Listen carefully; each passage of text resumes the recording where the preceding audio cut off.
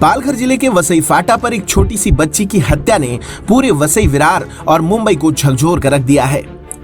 1 दिसंबर वो मनहूस दिन था जब चांदनी शाह नाम की बच्ची शाम को आइसक्रीम लेने अपने घर से बाहर गई और उसके बाद वो वापस अपने घर न लौट सकी। किसे पता था कि जिस चांदी की तलाश पूरे शहर में हो रही है, उस चांदी को पड़ोसी ने ही मौत की नींद सुला दी थी। चांदी के गायब होने की खबर आग की तरह पूरे इलाके में फैल गई। वसई फाटा का यह वणैचा पाड़ा चांदनी की गुमशुदगी से बेचैन हो उठा।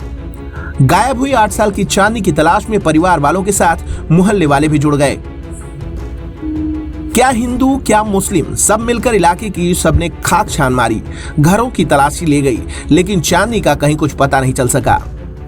थक हारकर चांदनी के पिता ने नालासोपारा के पिल्हार पुलिस स्टेशन का रुख किया और बच्ची के अपहरण का मामला दर्ज कराया।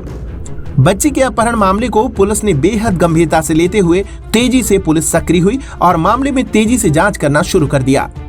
पिल्हार पुलिस के साथ साथ मीरा भाईंदर वसई विरार आयुक्तालय की क्राइम ब्रांच की सभी टीमें और सेंट्रल क्राइम ब्रांच की टीमें और उनके वरिष्ठ अधिकारियों ने इस मामले में जमीन आसमान एक कर दिया।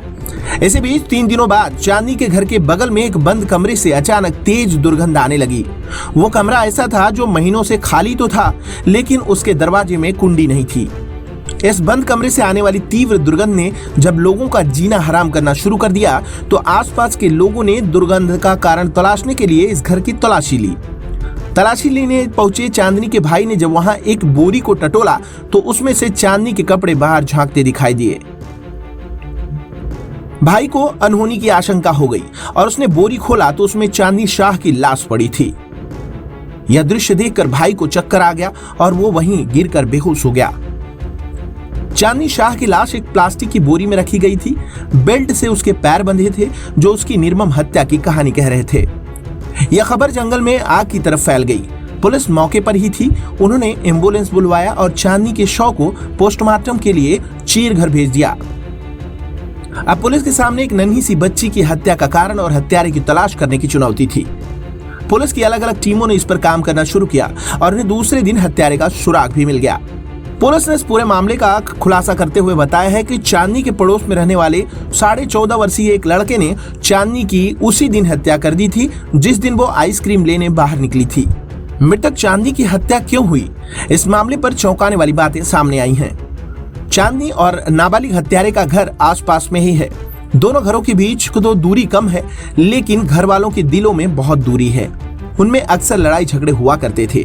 बच्ची चांदनी भी उस लड़के को कुछ बोलकर चिढ़ाया करती थी, जिसको लेकर लड़का गुस्से में रहा करता था। इसी मुद्दे पर उसने अपने घर में बुलाकर चांदनी को मारा और चांदनी की मौके पर ही मौत हो गई। हत्यारे ने चांदनी की मृत्यु के बाद उसके शव को घर में रखा था।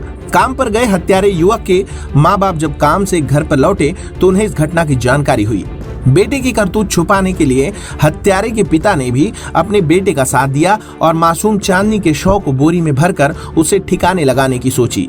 लेकिन हत्यारों के लिए दुर्भाग्य ये था कि वसई फाटा का ये एरिया वणैचा पाड़ा काफी व्यस्त एरिया रहता है, जिसकी वजह से बोरी में बंद लाश 2 दिनों तक घर में ही पड़ी रही।